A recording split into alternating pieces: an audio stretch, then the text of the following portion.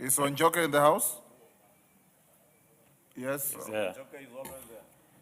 Thank you once more, Honorable Speaker. This is a response for a statement that was sought by Honorable Charles Onchoke regarding the reported coercion of Kenyan citizens to join the Russian military and whereabouts of Mr. Clinton Nyapara Mogasa and Mr. Justus Moyenda Ombati in Russia.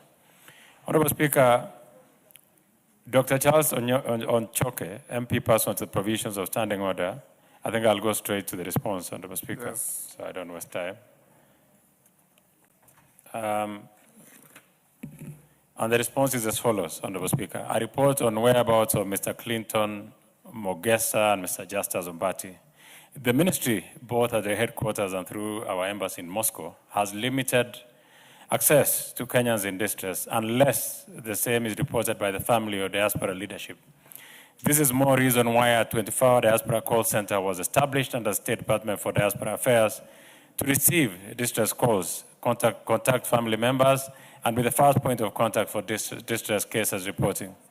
At the mission level, the Kenyan embassy in Moscow has continuously requested the Russian authorities to assess for access to information to ascertain the actual number of Kenyans involved in the military operation, at the SMO, special military operation rather, those injured and also those that are deceased. These requests have been sent to the Ministry of Defense of the Russian Federation through the Ministry of Foreign Affairs of the Russian Federation. The mission is, however, yet to receive a response to the numerous requests for information or for consular assistance and further repatriation of Kenyans. The ministry, therefore, and after confirmation from our embassy in Moscow, wishes to report the following: that there has been no formal confirmation of the death of Mr. Clinton Nyapara Mogesa, passport number BK154412 from the Russian authorities. However, the mission has written to the Foreign Affairs of the Russian Federation to request confirmation of this, and we're yet to receive the response, Honorable Speaker. Number two is there is no information related to Mr. Justus Moyenda Ombati, a passport number AK05-16222. The mission in Moscow has equally written to the Russian authorities to confirm and has been following up on the matter, but to this point, there has not been any response. Number three is that immediate action is being taken by the Ministry of Foreign and Diaspora Affairs to engage with the government of Russian Federation to repatriate Mr. Ombati and the remains of Mr. Nyapara. Honorable Speaker, as informed above, there is no information related to Mr. Justus Moyenda Ombati of passport number AK05-16222. The mission has written to the Russian authorities to confirm his whereabouts, but up to this point, there hasn't been any response received. Honorable Speaker, there being no formal confirmation of death of Mr. Clinton Nyapara Mogesa of the passport that I read from the Russian authorities, it is difficult to ascertain the death, whereabouts, or the remains of Mr. Nyapara, so that any repatriation of mortal remains can be undertaken. The ministry, through the Kenyan embassy in Moscow, has written to the Ministry of Foreign Affairs of the Russian Federation to request the confirmation of this, and we are yet to receive the response. The ministry has vowed that it will continue to follow up on this matter to its finality. The measures as requested by Mheshimiwa is that the measures that have been put in place to strengthen collaboration between the Russian government to curb fraudulent employment agencies and the target and suspecting Kenyan job seekers. Honorable Speaker, I want to say as follows: that this has been very emotive and close to all of us, especially when we read and hear about the young people taking up those jobs and end up dying. To this end, Honorable Speaker, the Prime Cabinet Secretary will undertake an official visit to Moscow. It's probably not nothing that, Honorable Speaker, I'll be, with your permission, I will be accompanying the Prime Cabinet Secretary on between the dates of 13th to 17th of this month to Moscow. The Prime Cabinet Secretary will undertake an official visit to Moscow, Russia, to meet his counterpart to discuss this matter and hope to bring to finality and protect not just the welfare and rights, but the sanctity of life of Kenyans in Russia. The ministry continuously holds meetings with officials of the Russian embassy in Nairobi, raising concerns regarding this matter, and are jointly working together to sift out rogue agents trying to process visas for Kenyans and following up on whereabouts of Kenyans as reported by families. The ministry continues to undertake sensitization on Kenyans through the media and social media platform. Ngao, barazas, educational institutions, labor mobility, pre-departure trainings, and other public forums in a bid to inform Kenyans of dangers of rogue recruitment agencies, fake non-existent jobs, and the challenges that come with not seeking information, verification, and engaging government in such ventures. As I conclude, no, not concluding, it's quite long, Honorable Speaker, but let me just do it quickly. Honorable Speaker, in addition to the above, the government continues to put in place measures to protect all Kenyans and working abroad, and including Russia, through bilateral labor agreements, to ratification of international labor conventions, continuous registration of Kenyans, established 24-hour diaspora call center, welfare checks, provisions of consular service, deployment of labor attaches, additionally, in liaison with State Department of Foreign Affairs. In conclusion, Honorable Speaker, the ministry has stated that they are keen to ensure that the welfare, rights, and interests of Kenyans abroad are protected and will continue to employ all necessary measures to guarantee their safety and well-being. However, as we undertake all the above interventions as a government, the ministry has noted that Kenyans are not heeding their call against recruitment to Russia, but instead are taking a leap of faith in the hope of financial empowerment. This provides a clarity to the question of coercion, as information the ministry receives through engagement with some family members and even those who have returned indicate that some of those going to Russia to join the Russian army are willingly doing so. The ministry therefore urges Kenyans to desist from taking up jobs in Russian military. This is an active war zone and a war that does not involve our country, and death is almost guaranteed. I submit, and I thank you, Honorable Speaker. Thank you. Onjoke? You satisfied?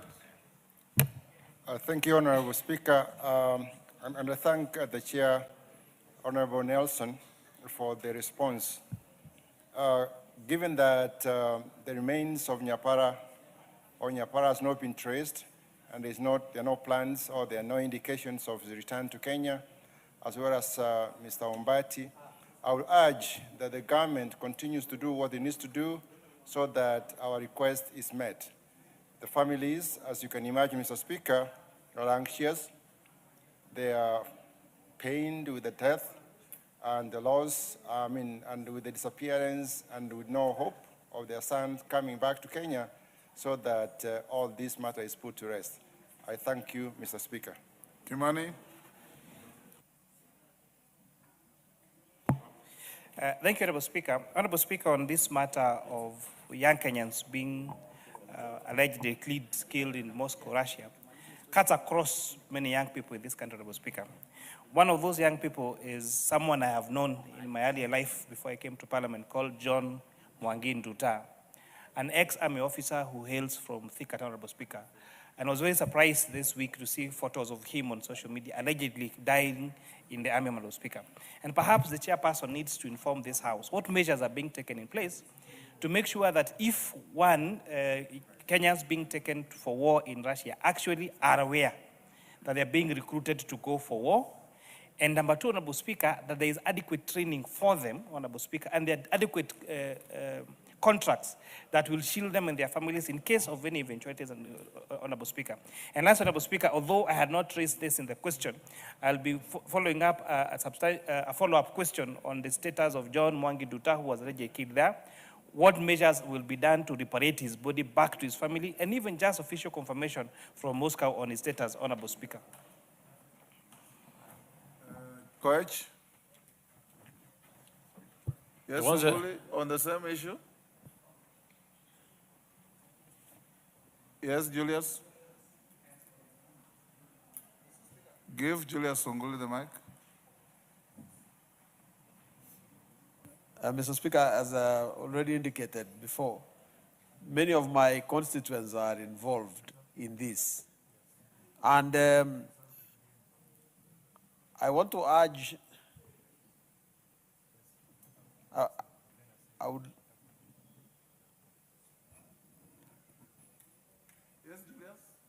yeah, Mr. Speaker, as I said, I too am the same position as Honorable Kuria, that in fact there is a statement, request for statement which is yet to be approved by your office from me. But just to appreciate the answer of the chairman, but to say that let the embassy in Moscow be more thorough, because there are people we speak to every day in a hospital called Demikov, and in another hospital where people are admitted. One particular one called Tiepon, his legs have been cut, his palms have been cut, his hands and legs have been cut. He's simply surviving and he can talk to you very nicely. But he needs special Kenyan attention by the Kenyan embassy. And this trip that you're going to make, I think it would be good that it be more comprehensive.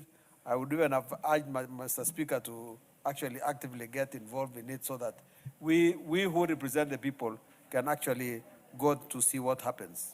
I instructed the clerk to include in that delegation, on the request of the minister, the chairman of this Committee of Defense and the chair of Diaspora Committee. So they will represent all of us. Yes, Coach, those were just comments. Do you want to comment on comments? No, I think they are very fair comments. All we can say, Honorable Speaker, is that maybe when we come back from the trip that you've, like you said, authorized, come and issue a we will issue a statement. comprehensive statement. If not, the PCS will come here to answer questions. Absolutely. Thank you. Go back, clerk, to order number 5. Order number 5, papers. Chairperson, Departmental Committee on Transport and Infrastructure. GK, can you stop being distracted and attend to business? I've gone back to order number 5 and I'm calling you out to lay your paper. Thank you, Honorable Speaker. The good ladies who are making a good request. Honorable Speaker, I beg and to you lay... looked overawed and overwhelmed. I'm a feminist, Honorable Speaker. Go on. Honorable Speaker, I beg to lay the following paper on the table of the House today, Tuesday, 3rd March 2026. A report of the Departmental Committee on Transport and Infrastructure on its consideration of the miscellaneous fees and levies Amendment Bill National Assembly, Bill number 57 of 2025. Honorable Speaker, I lay. Thank you. Under the same order, is the Chairman, Departmental Committee on Blue Economy, Water and Irrigation ready to lay your paper? Or did you do it? Are you ready? Okay. Thank you. Go to order number 11. Leader of Majority.